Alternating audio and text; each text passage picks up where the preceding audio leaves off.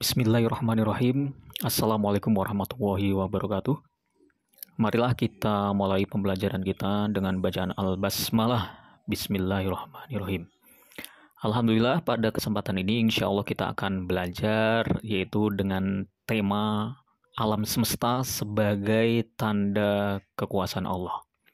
Dalam pembelajaran ini kita memiliki tujuan, yaitu yang pertama adalah peserta didik dapat membaca Quran Surat Al-Anbiya ayat 30 sesuai dengan kaidah ilmu tajwid. Yang kedua, peserta didik dapat menghafal Quran Surat Al-Anbiya ayat 30 sesuai dengan kaidah ilmu tajwid.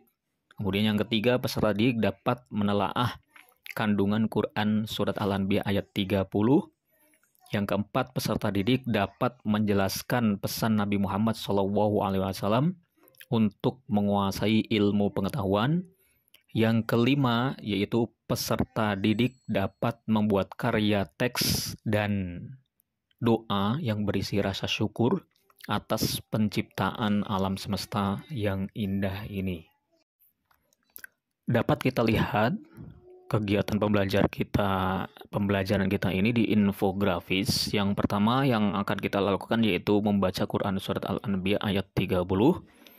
Kemudian setelah itu peserta didik menulis Quran Surat Al-Anbiya ayat 30, diteruskan dengan menghafal Quran Surat Al-Anbiya ayat 30, kemudian menelaah makna Quran Surat Al-Anbiya ayat 30, kemudian pesan Nabi Muhammad SAW untuk menguasai ilmu pengetahuan, kemudian yang terakhir adalah bersyukur dan cinta tanah air yang diciptakan Allah Subhanahu wa Ta'ala dengan keindahan dan sumber daya alam yang melimpah. Yang pertama, kita akan belajar membaca Quran Surat Al-Anbiya ayat 30 ini dengan bersama-sama. Pertama akan saya contohkan dan nanti ditirukan sama peserta didik semuanya. Coba dibuka Quran Surat Al-Anbiya ayat 30 ini. Kemudian saya akan membaca terlebih dahulu dan ditirukan. A'udzu billahi minasyaitonir rajim. Bismillahirrahmanirrahim. Awalam yaral ladzina kafaru annas samawati wal ardi kanata ratqan fafataqnahuma waja'alna minal ma'i kulla syai'in hayy afala yu'minun. Silakan ditirukan dengan berpatokan kepada bacaan yang benar sesuai dengan kaidah ilmu tajwid. Setelah kita membaca Quran Surat Al-Anbiya ayat 30, maka tahap selanjutnya adalah kita akan belajar mengartikan Surat Al-Anbiya ayat 30. Nah, kita dapat melihatnya di sini. Ya, kita akan saya contohkan untuk mengartikannya.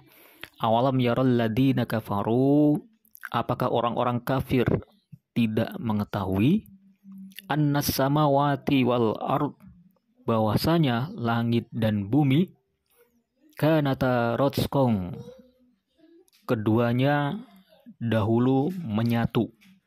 Fafataqnahuma, kemudian kami memisahkan keduanya. Waja'alna minal ma'i kulla syai'in hayy, dan kami menjadikan segala sesuatu yang hidup berasal dari air. Afala yu'minun, maka tidakkah mereka beriman? Nah, itu adalah makna atau arti dari Quran Surat Al-Anbiya ayat 30. Setelah kita memaknai Quran Surat Al-Anbiya ayat 30 ini, ya kita akan mengambil kandungan dari Quran Surat Al-Anbiya ayat 30 itu, ya, sebagaimana yang sudah kita artikan tadi dan kita pahami bahwa di sana terdapat beberapa kandungan. Yang pertama yaitu orang-orang musyrik Makkah tidak memperhatikan alam ini. Artinya ketika dibacakan ayat ini, yaitu karena apa? Orang-orang musyrik terdahulu ya tidak melihat alam semesta, bahwasanya Allah menciptakan alam semesta ini merupakan bukti dari kebesaran Allah Subhanahu wa taala, yaitu dalam ayatnya awalam yarul ladzina kafaru. Kemudian yang kedua yaitu segala kehidupan ini berawal dari air, ya. Itu sudah dijelaskan bahwasanya Allah menjadikan sesuatu itu dari air. Wa ja'alna minal ma'i kulla syai'in hayy. Allah telah menjadikan sesuatu yang hidup itu yaitu dari air, ya. Kemudian di kalimat yang terakhir dari ayat tersebut adalah afala yu'minun, yang mengingatkan kepada manusia, ya, supaya tetap beriman. Meskipun Allah Subhanahu wa taala itu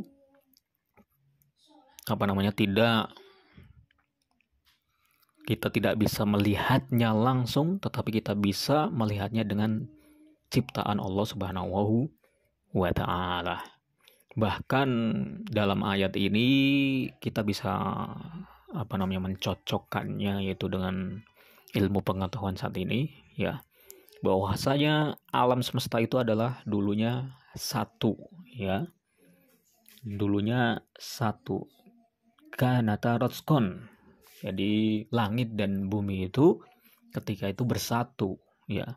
Kemudian fafataknahuma, maka Allah memisahkannya, ya, sampai sekarang itu disebut juga dengan peristiwa Big Bang. Jadi alam semesta ini terus berbisa menjauh, ya, saling menjauh. Maka dunia ini semakin besar dari yang awal mulanya hanyalah sebuah titik. Nah, inilah juga tanda kebesaran Allah Subhanahu wa taala. Kemudian Rasulullah SAW pun berpesan, ya, mengenai tentang alam semesta ini. Ini berkaitan dengan dengan ilmu pengetahuan. Bahkan dituangkan di dalam hadis, yaitu tentang menguasai ilmu pengetahuan. Qala Rasulullah SAW, man salaka tariqan yaltamisu fihi ilman sahalallahu lahu tariqan ilal jannah. Yang artinya barang siapa menempuh jalan untuk mencari ilmu, maka Allah akan memudahkannya baginya jalan menuju surga. Ini adalah janji di mana Allah akan mempermudah surga bagi orang-orang yang menuntut ilmu. Kemudian di hadis yang kedua, qala Rasulullah SAW, talabul ilmi faridatun ala kulli muslimin, bahwasanya menuntut ilmu itu wajib bagi setiap muslim. Nah, ini ya hadis penguat bahwasanya orang muslim itu harus berilmu, memiliki ilmu pengetahuan. Nah, setelah kita mempelajari Quran surat Al-Anbiya ayat 30 serta hadis Nabi tentang ilmu, maka nilai apa yang bisa dipetik terutama dalam penciptaan dan pengaturan alam semesta ini? Karena sudah kita ketahui bahwasanya alam semesta ini pasti ada yang mengatur. Tidak mungkin semuanya itu tercipta dengan kebetulan. Contohnya di dalam diri kita, hidung diletakkan di depan, telinga di samping. Ini adalah ada yang ngatur. Tidak akan keliru. Telinga diletakkan di depan, hidung di samping. Nah, itu kan nggak cocok. Jadi semuanya itu teratur. Bahkan putaran bumi, terus planet-planet lain yang mengitari matahari, itu semuanya ada aturan dan ada hitungannya. Maka nilai-nilai yang dapat dipetik pada penciptaan dan pengaturan alam semesta yaitu yang pertama yaitu kecerdasan intelektual, mengantarkan pada manusia untuk berpikir tentang kekuasaan Allah. Nah, ini karunia yang luar biasa, kita diberikan kecerdasan intelektual untuk berpikir, untuk menelaah, untuk mentadaburi kekuasaan Allah itu dengan melihat ciptaannya. Yang kedua yaitu aspek spiritual, mengantarkan pada keyakinan kepada Allah, ya semakin kita yakin, semakin kita kagum kepada kebesaran Allah atas apa yang kita lihat dengan ciptaannya, maka kita akan semakin yakin dan menambah keimanan kita kepada Allah Subhanahu wa taala. Kemudian yang ketiga yaitu mendorong manusia untuk bersyukur. Ya, bersyukur karena segala sesuatu yang ada di dunia ini diciptakan oleh Allah itu untuk manusia gunakan gitu ya. Misalkan tumbuh-tumbuhan ya dan lain sebagainya itu untuk manusia gunakan. Setelah semuanya kita pelajari, saatnya untuk murid-murid sekalian yaitu menghafalkan Quran surat Al-Anbiya ayat 30. Silakan untuk dibuka Al-Qur'annya dan dihafalkan. Kemudian nanti setelah hafal bisa disetorkan hafalannya kepada gurunya.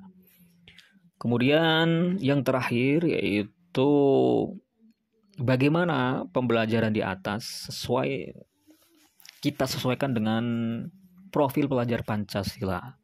Yang mana kita ketahui bahwasanya ya profil pelajar Pancasila itu dapat kita ambil dari pembelajaran ini yaitu meningkatkan keimanan dan ketakwaan. Itu yang pertama. Kemudian yang kedua yaitu semangat mengelola lingkungan di sekitar kita. Kemudian yang ketiga, menjaga kebersihan lingkungan. Yang keempat adalah bersyukur kepada Allah atas semua yang diciptakan. Nah, ketika kita sudah mempelajari semuanya, maka coba tuliskan di dalam buku tulis kalian ya. Apa yang kamu dapatkan setelah mempelajari Quran surat Al-Anbiya ayat 30 ini. Ya, bisa dijelaskan ya, dituliskan di buku tulis kalian. Ketika kita sudah semuanya ya dari awal kita sudah belajar, mungkin ini adalah sebuah karunia Allah karena kita diberi kesehatan sehingga kita dapat belajar dan dapat menelaah Quran surat Al-Anbiya dan hadis Nabi tentang ilmu pengetahuan. Mungkin cukup sekian, semoga hal ini bisa bermanfaat. Akhirul kalam, wassalamualaikum warahmatullahi wabarakatuh.